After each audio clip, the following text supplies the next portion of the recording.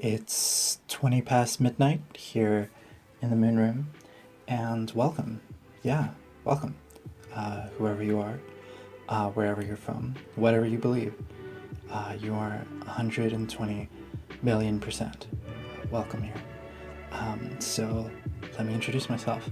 My name is Iosif, and I am a multiracial Unitarian Universalist, which means I think everybody has something really cool to say about what they believe, and that we are made more awesome by our differences, even more so than what makes us, what we have in common. And I am bisexual, and I'm gender non-binary, which means I don't identify as either male or female. And yeah, welcome, whoever you are, wherever you may be from, whatever you believe. You are 100% welcome here, whether you are an Autobot from Cybertron or a refugee from Homeworld. You are 100% welcome here.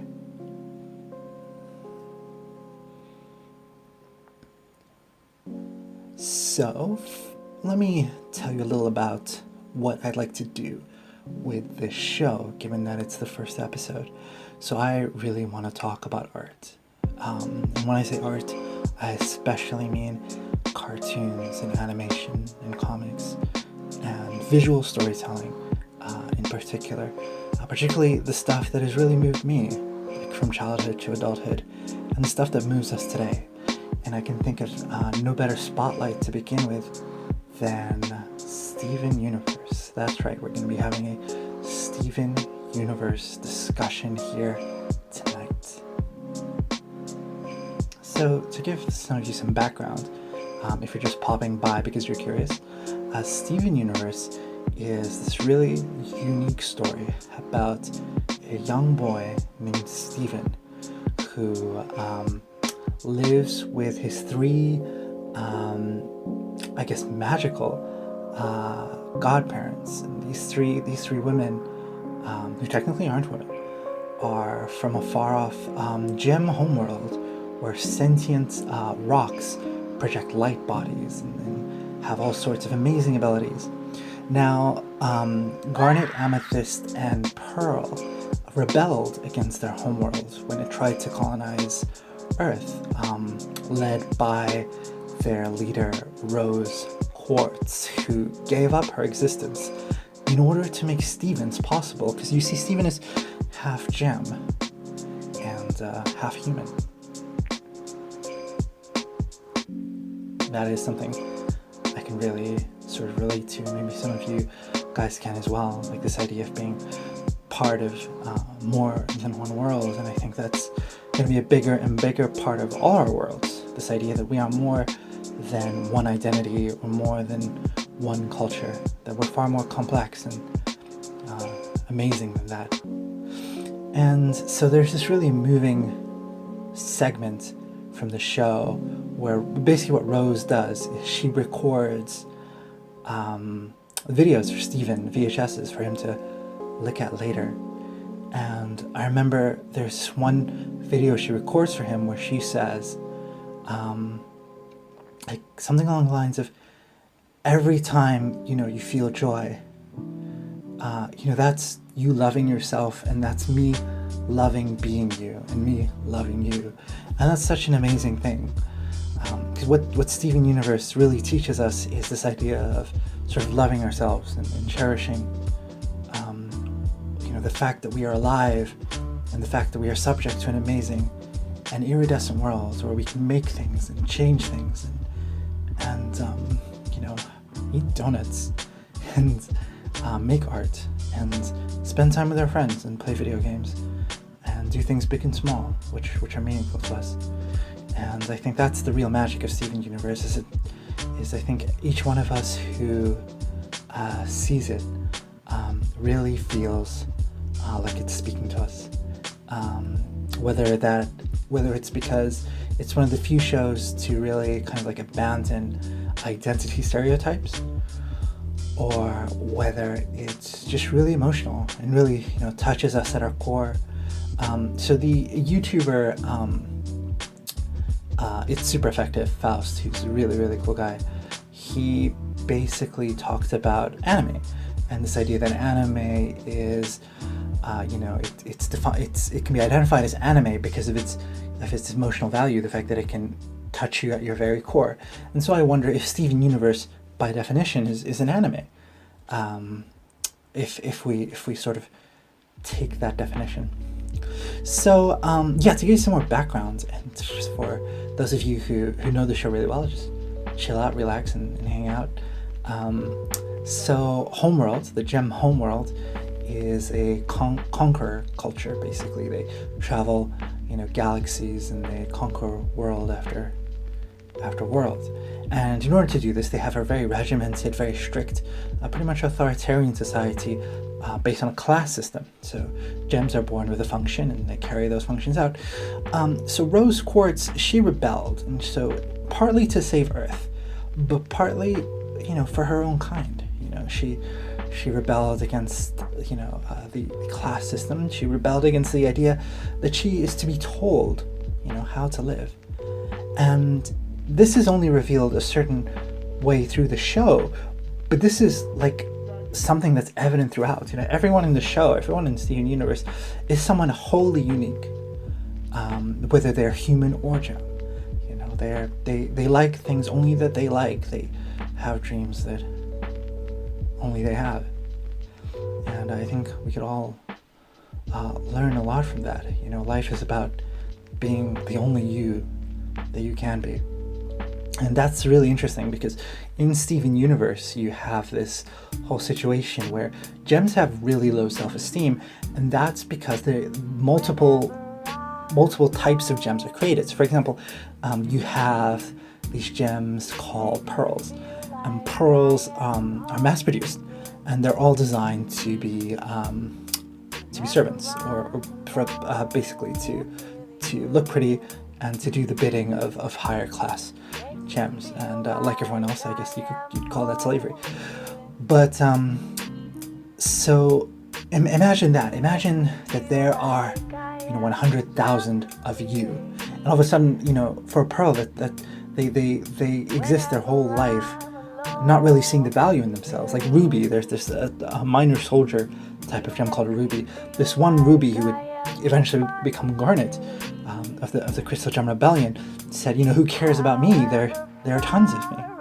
And that's the true tragedy of the Homeworld order. You see, the amazing thing about being us, about being a human, is that no matter how far you, and now I'm speaking real life here, no matter how far out into the universe you go, beyond the solar system, out into the galaxy, and beyond, there will never ever be another you. You exist only once. Only once. So, there's this whole idea that the universe is awake for a really short period of time. It slept for so long in total darkness, then it woke up, and light and life was born, and eventually it'll go back to sleep. The lights will go out, and everything will return to the dark. But there is this instance when the universe is awake, and in that instance, in those couple of billion years, which is nothing in the greater span of the universe, you were given consciousness. You woke up. Isn't that amazing? You will never be repeated, ever.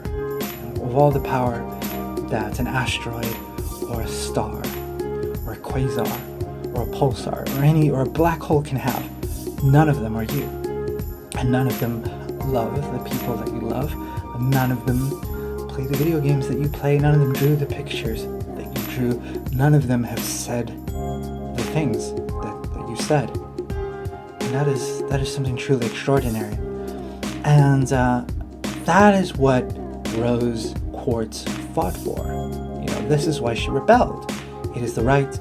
She fought for the right to choose who she could be, who each gem could be. That, Pearl is not identified as Pearl because she's one of 100,000 pearls, but because she is the only pearl that is her. There's only one of her. There's only one of each of us.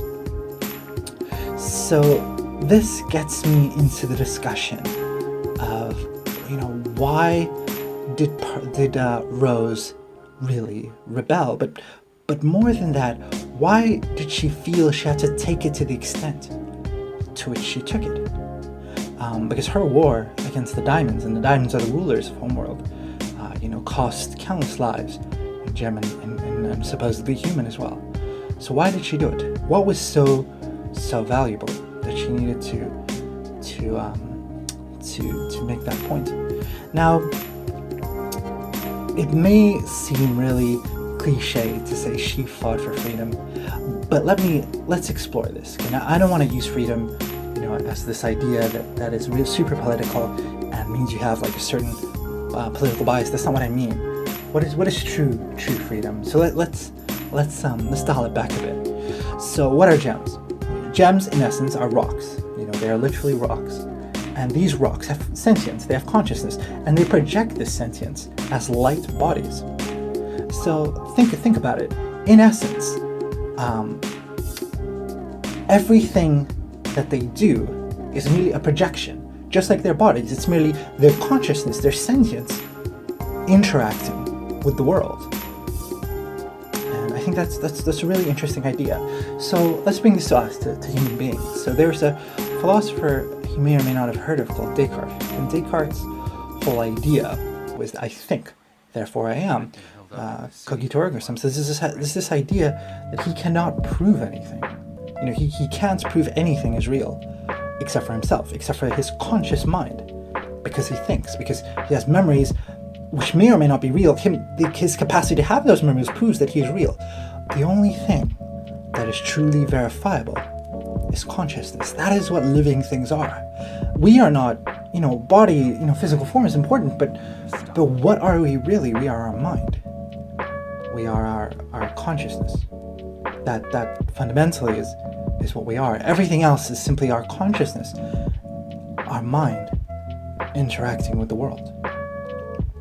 So when you pick up a cup and you drink some coffee or some tea or some juice or a smoothie or a frappe or anything else, that's not just your hands picking up the cup. That is your will, that is your intention, that is your consciousness interacting with the world, picking up the cup. So what is the difference between you, me, any other living thing, and say a flower pot, excluding the flower, just a flower pot, or even a plate? What's the real difference? You'll say one of them is that is an inanimate object, and we are living things. But what is the difference? What is the true difference?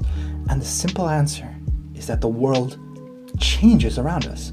We shape and warp and morph the world around us, and we are able to do this because of consciousness, because of what I suppose many of us call the soul, because of will, intent. We have the ability to project our conscious hopes and dreams and will and wishes and likes and dislikes onto the world, and in doing so, change it. The human world, the cities, and the pyramids, and the monuments, and the TV shows, and the food, and all of this stuff is the result of the presence of human consciousness on this planet. Think about it. So we say, it's easy to imagine what would the Earth be like without humans. There'd be no cities, there'd be none of, there'd be no TV, there'd be none of this stuff. But what does that really mean? It means that this is a world with conscious living things on it, capable of exerting creative potential onto the world, and in doing so, change it. To think about that, doesn't that make you feel powerful? Think about it. You are not, it doesn't matter whether you're 13 or 34 or 44 or 54, you are not just this thing, this body. You are a creative entity, and it's really hard to remember that given the way society is structured, but you are a creative entity capable of literally doing anything. I do not exaggerate. I'm not using hyperbole. You can literally do anything that you can imagine. Some things are harder to do than others, but you are capable of doing literally anything. And that is what Rose Quartz fought for. She fought for this idea that gems at their core are conscious, they are sentient, they have will, they have hopes, they have dreams, and that they must exert this on the world. And what inspired her, what gave her this realization? humans. Human beings showed her what it means to be a sentient, living, awake life form. And thus, Rose Quartz formed the Crystal Gem Rebellion Army and fought against the Diamonds. Was she successful? It's a good question. What do you guys think? Did Rose win? Was she got Homeworld to leave Earth for a while? I mean, that's true. But let's look at certain moments, like the way the Crystal Gems treated Lapis. The reason Lapis, so basically Lapis Lazuli, for you guys who are new to Steven Universe, she's an aristocratic gem, whose function is to terraform, which is to shape entire planets, in her case specifically the water, for colonization by Homeworld. And she was a prisoner of war for a long time. She was trapped in a mirror, and the Crystal Gems, the good guys, they didn't let her out. They didn't talk to her. They just kept her prisoner. And there's this moment when Lapis gets out and she's enraged and she says, "You didn't even care who I was." Isn't that amazing? That's what it came down to. And in that sense, perhaps the Crystal Gems lost their way. That's not something Rose Quartz would have approved of. And on Rose Quartz, she's a really interesting character in herself, super flawed. So there's something Greg says, and Greg says Greg is Steven's father, and Greg says there's no such thing as a good war. And I agree with him. I agree with him completely. And so what did Rose do? Is she a hero? Is she a visionary? Is she a murderer? She is all those things, actually. All living things are complex and full of contradictions. And I think those of you who know Steven Universe know exactly what I'm going to start talking about next. And that is the shattering or the murder of Pink Diamond. So, the diamonds, there are basically 4 of them, I suppose, that we really know of. Yellow diamond, blue diamond, pink diamond, and white diamond. And, each one of them seemingly has more authority based on the amount of worlds they have colonized. And among them, seemingly the most junior of these diamonds, these galactic empresses, is Pink Diamond. And we know very little about her, but we know that her only colony seemed to be Earth. And we know that Rose Quartz, the leader of the Crystal Gem Rebellion, killed her. She shattered her core. She shattered her sentience. Now think about that. That is really scary. See, with humans, we don't know what consciousness is. Like we can't touch it. We can't touch our sentience. It's just there. And when that's where the idea of the soul comes from. It's this idea, well, why am I sentient? Why am I conscious? Why do I have thoughts and hopes? And why do I have will and intent and feelings? And so, the world's religions, turn to things like the soul and dharma. So with humans, we imagine that that's got to be somewhere. So we imagine that when we die, it leaves us, or it reincarnates, or it becomes part of the dharma, or it goes to heaven, or something like that. With gems, it's different. You see, gems, you can touch their sentience. Their sentience, their consciousness is a thing. It's a physical thing. It's their gem, the rock itself, which projects their light bodies of hard light. Rose shattered Pink Diamond's gem. Think about that. She did more than kill her in the human sense. She took away her sentience.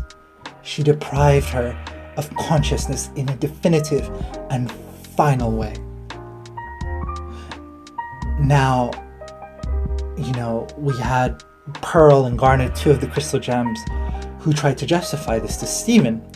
And, they were telling him Rose had to do it. A diamond represents total authority. The idea of a diamond on a world means that world is not free. The gems on that world are not free, so Rose had no choice but to shatter Pink Diamond in order to make the idea of freedom, the very idea of being a conscious, living thing, possible. But in order to do that, she had to take it away from someone else, even if that someone else was a diamond. What a contradiction. You know? So, I'd like to bring up another issue here. So, do I think rose quartz was justified? I don't think she was, and I'll tell you why. I do not think killing is ever justified. It doesn't matter how terrible your enemy is. You can't kill your enemy if you are trying to, spread a positive message and trying to build a better world, because you set a standard, and that was Rose's mistake. The war isn't over. You know, the war, the gem wars isn't over. You know, Homeworld is still sending, soldiers from Jasper to Aquamarine and Topaz. You know, it's not over, and that is because when it came down to it, Rose played by the same rules as Homeworld. She didn't want to. I mean, it's obvious she didn't want to, because, Bismuth is a gem who builds stuff. Basically, she's an engineer, and this there's a specific Bismuth who was a member of Rose's Crystal Gem Rebellion, and she offered Rose a weapon that could shatter gems, and Rose turned it down. In fact, she imprisoned Bismuth for it. And let's think about that. So it's clear Rose didn't want to do things that way, but she did. She did. And that's the true tragedy of any war, is that there is no real distinction between sides.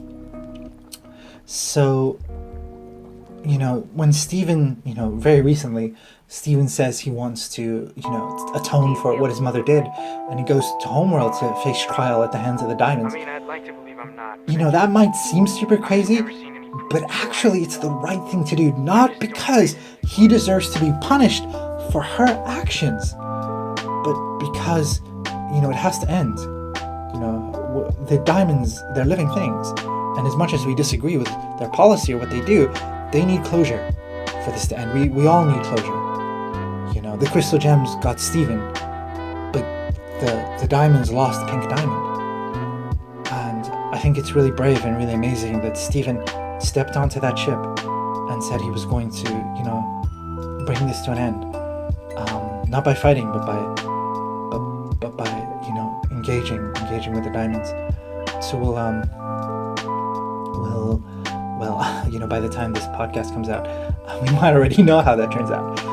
But it'll be interesting to see. So was Rose justified in killing Pink Diamond? No. Should she have killed Pink Diamond? No. And I think that's the beauty of Steven Universe. Is Steven is supposed to be better. Isn't that amazing? Her son is supposed to be better. He's supposed to find other solutions to this problem. He's supposed to win a gem war without fighting a gem war. But I think Bismuth once said, "You really are better than her." When Stephen said he would tell the other Crystal Gems the truth about what happened between Bismuth and Rose. And I think it's amazing that Stephen is using his creativity to solve this problem, because that's the thing. The true magic of being a living thing, the true magic of being human, is our capacity to exert creativity, is to think stuff up.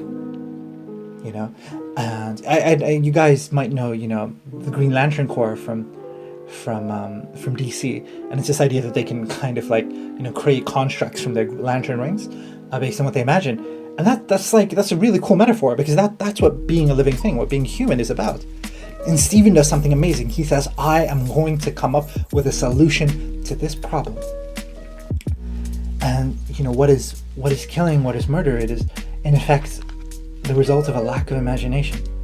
If you have to hurt someone to get your point across, then you're not engaging your imagination.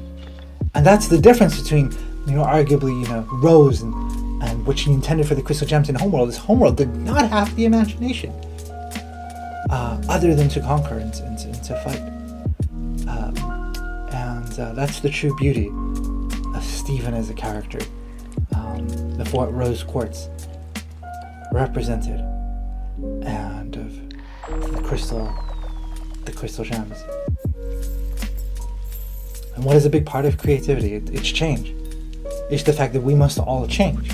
Everything must change. So Lapis Lazuli, the former villain who terraforms worlds with water, eventually, she comes on side with Stephen in the Crystal Gems, and she's really resentful towards the Earth because it's where she was kept prisoner for thousands of years. Now, that's totally understandable, but and she says, "But I'm still on Earth." And what does Stephen say in response? He says, "Yeah, but nothing is still on Earth." It's this idea that everything changes. The world constantly changes.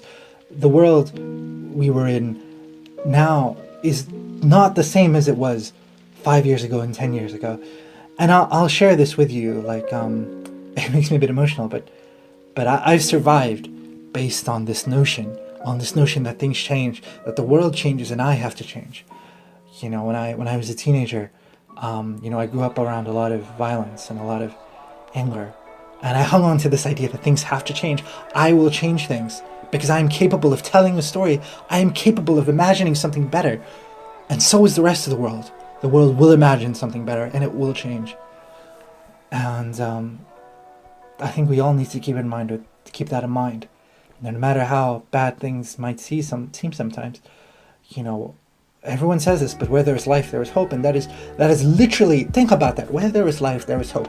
Why is there hope where there is life? It's because life with it is capable of imagining things, and as long as there is the capacity for imagination, there is the possibility of change, because imaginations create change. Imaginations are will and consciousness, and they alter the world. I really believe that, and I don't simply believe that, I know that. So whatever situation you may be in, you really need to believe that you can change it, that it can change, that we can change. Do not be afraid of changing.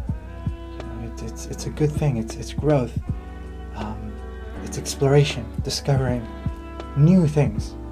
Every day, change a little bit, just a little bit, every day. That's a running thing through Steven Universe. We had Peridot, who's this, is endearing, but relatively sociopathic. I don't know, sociopathic's the right word, but really violent villain. And a season or two later, and she's like this adorable, earth-loving, amazing gem. She's still her though. She's changed, but she's still at core. She didn't have to become a completely different person. She just grew. And that's really cool. And the same thing for Lapis. And I don't know when this podcast will be released. It might be evident by then, but maybe it'll be the same for Topaz and Jasper. And wouldn't it be amazing if Stephen changed a diamond? Wow. Could you imagine that? If he reached out and changed the mind and the heart, the gem of a diamond. How that would shake things up. How that would change the narrative on Homeworld. A diamond who could change. Maybe there's something there with regards to Pink Diamond. We don't know what she was really like. So these are all amazing things that come out of Steven Universe. Beauty, hope, empathy, love. And so when I say love, what am I talking about? I'm not necessarily talking about love in the romantic sense, but rather love in the romantic sense is a part of a wider positive energy. Live with love. And what does that mean? It means being all of yourself, all of the time. Literally be all of you all the time. Live as you. People turn to ideologies, whether that's capitalism or communism or socialism or liberalism or even some weirdos turn to fascism and hypernationalism and all this stuff, all these things. Why do we need that stuff? We don't need that stuff. We are ourselves. We are full of our very own countless beliefs and ideas, and we do not need external ideologies to exert ourselves on the world. So that is what love is. It's literally, being you to your very possible fullest potential. And think about it. When we talk about romantic love, what are we talking about? We're talking about the act of exchange. We're talking about the exchange of one person's consciousness, one person's sentience, one person's will with another's. The act of sharing, the act of recognizing that I have something in you that I can connect with. That is love, fundamentally. So the Steven universe is filled with it.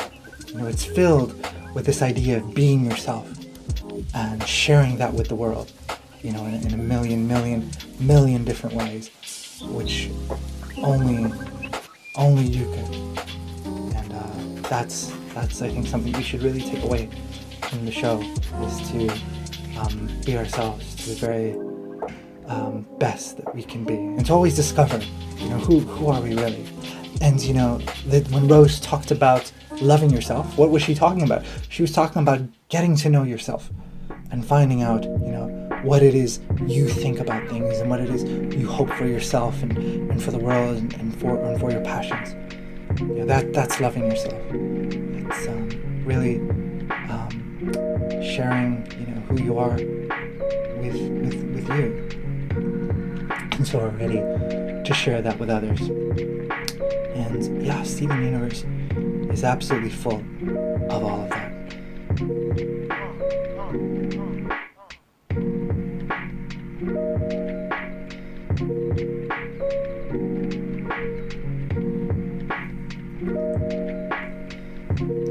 So thank you guys so much for listening. Thanks for hanging out. It's been really cool. So basically, this podcast is part of a wider thing called Hey Stories, or Hey Studios, and that is basically this thing I started with some other people, where we basically make art and make stories and create stuff in the hope of kind of making a positive difference in the world. And we're currently working on starting an animated series. We created an animatic, stories ranging from super heroines from the Middle East to a little girl who explores a solar system that is inhabited to the brim, to we have loads. It's on the tip of my tongue, but we have loads of stories. And so this podcast is like a part of that. So hey, for your interest, comes from the word heibaraki, which is the Korean word for sunflower. And it's this idea that the sunflower is more than an object, it is a concept. It is this idea of turning upwards, turning in a positive direction constantly. And it's interesting because I forget which language it is, but I think it's in Turkish. The sunflower is referred to as moonflower. And since we do this podcast at night, it made sense to refer to this as the Moonroom. So thanks again for hanging out. And if you want to hang out some more, you can catch us on the next episode, or you can, send us a message on facebook.com/heystories, which is HEI stories. You can go to heystories.com to explore more stuff.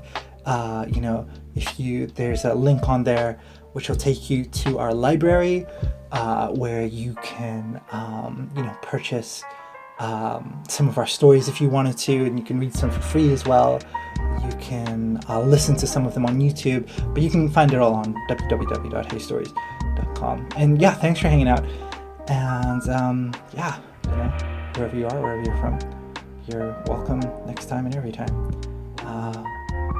Love yourself and love the world, and I'll catch you soon. Good night.